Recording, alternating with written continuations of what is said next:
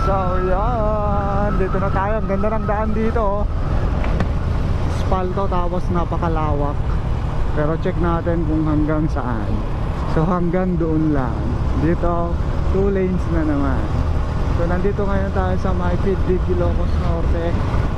At subukan natin umakyat sa may Karasi kasi hindi tayo pinayagan ng panahon na umakyat sa may Solsona. Apayao Road.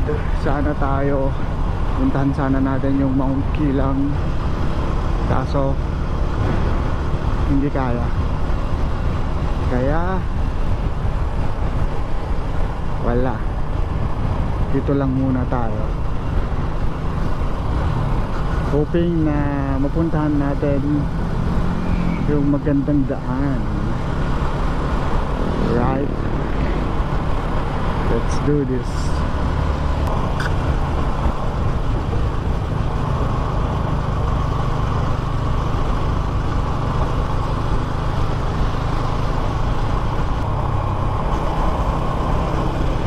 Nag-GPS tayo, Google Map pa,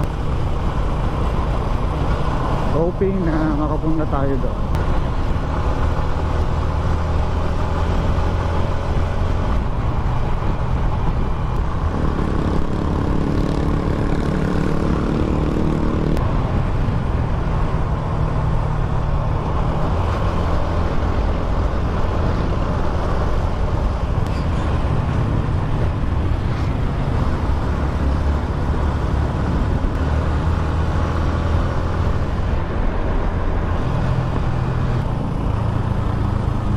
Yan pala yung Base Revolt.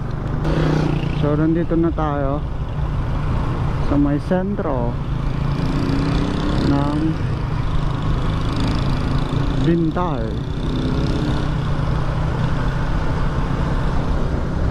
So yan, may 7-Eleven rin sila dito.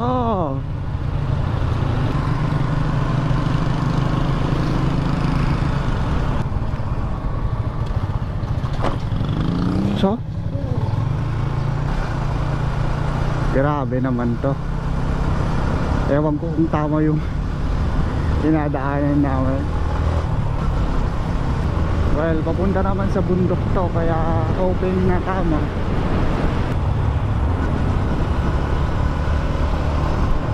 Kabal ng ulap, oh.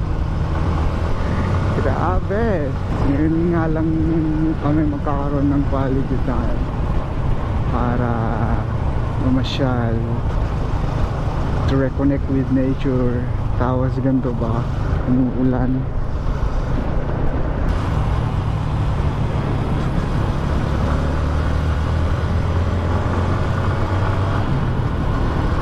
I-explore tayo, nag-ride and seek. So explorer tayo, adventurous. So tignan natin kung saan abot yung tapang natin. Sana maging maayos to. Ang nakakatakot kasi nung pumunta kami dun sa may Sigay, Ilocos Sur, sa Oasen, is yung daan, nakakakaba talaga yun. Kaya I hope na maging maayos yung adventure natin ngayon. Paakyat na kami ng bundok.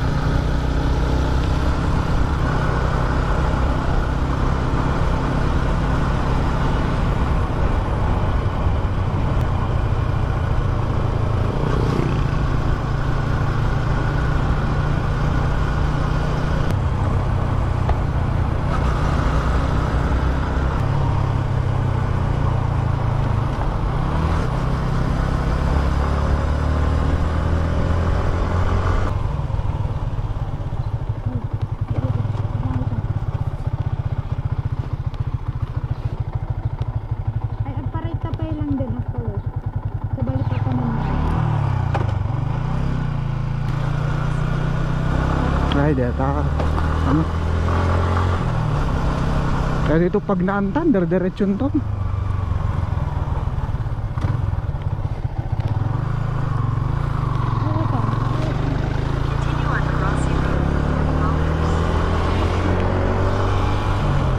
Kilometers.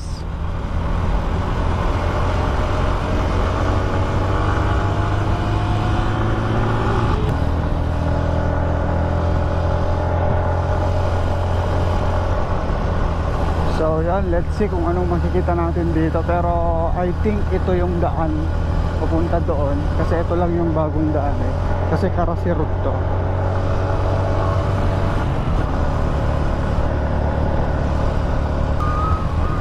Tingnan natin. Sana ito nga yun. Sana umabot yung gas natin. Pero marami pa naman. Nag-full tank naman ako. Grabe.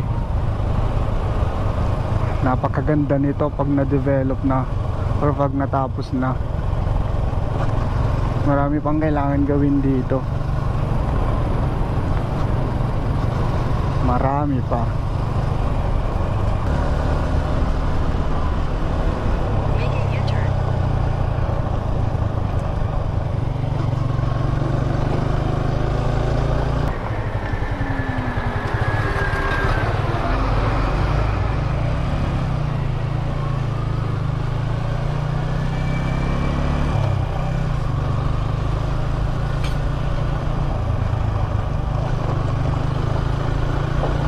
Yun lang yung mga nakakatakot, yung mga malalaking sasakyan na dumadaan or pag nakakasalubong mo sila. Though malawak naman kung kalsada, kaya naman.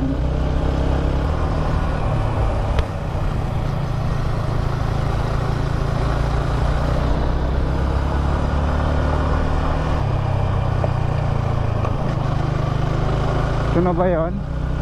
Ito na ba yung sinasabi nilang Mount Laming? Recording ba? Yeah, nagre-record pa tayo.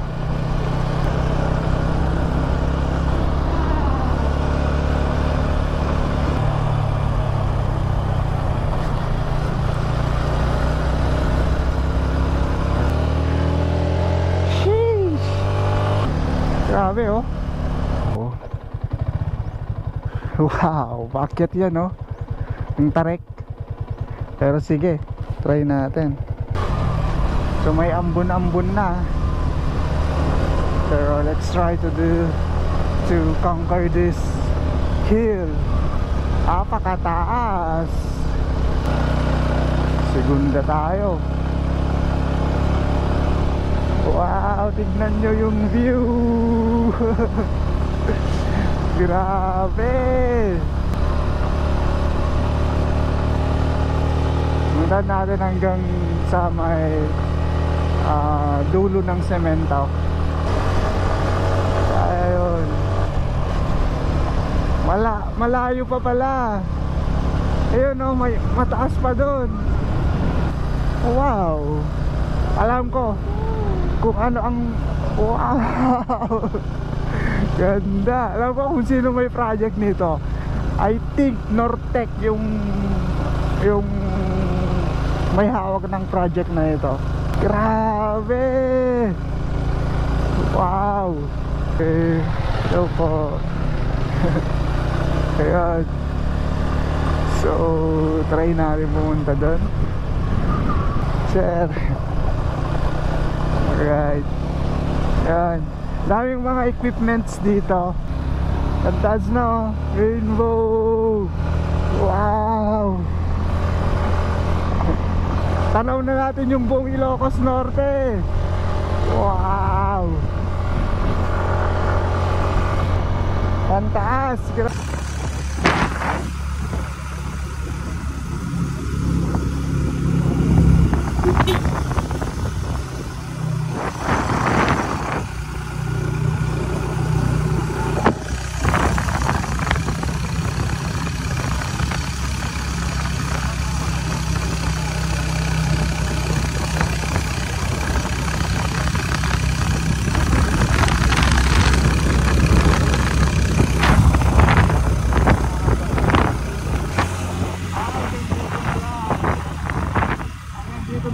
ano,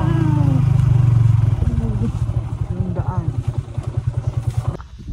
Yo, what's up Gem Ventures? So nandito tayo sa may taas ng bundok. Nakita nyo naman yung video nung umakyat tayo. Nandito tayo sa may ginagawang daan papunta doon sa may Mount Lambing kung hindi ako nagkakamali. So yan. Yan. Saka dito. Yan. Ito one lane pa kaya hindi na ako umakyat. Pero sabi ng mga gumagawa pwede pang umakyat. Ang inaalala ko lang kasi pag may kasalubong ka na truck. Kaya nag-decide na ako na hindi umakyat. Dito na lang kami. Yan. Sama ko si baby ko. Tsaka sniper yung gamit natin na 10 ngayon. So eto. So punta lang kami doon sa may doon. Tapos palipad tayo ng drone. Alright.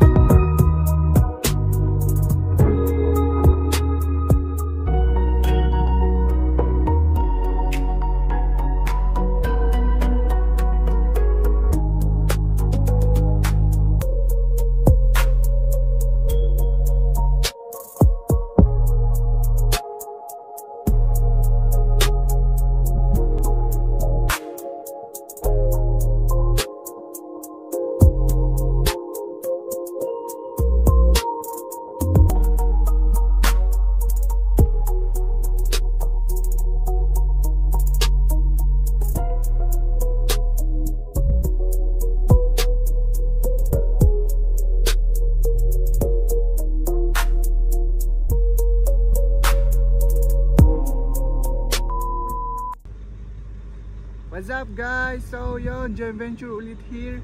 Nakababa na kami, galing kami doon sa may taas hanggang doon sa may dulo. Kung saan naputol yung semento na kalsada kasi ginagawa pa dun sa may tuktok talaga, pero pupuntan natin yun pag natapos na. So nandito ngayon kami sa may parang base nila kung saan sila nagkakarga ng mga mix ng semento tsaka buhangin na linalagay dun sa taas. Ayun. So nagminto kami dito kasi napakaganda ng view. Tingnan mo, yan na rin yung ulan, no? Yan na yung ulan. Ulan na yan. Kaya batyo na kami kasi uulan na. Yan na yung ulan, no? Wala kaming kapote. Ang motor kami, yun yung motor namin, no? So yo guys, tignan nyo, napakaganda. Wow.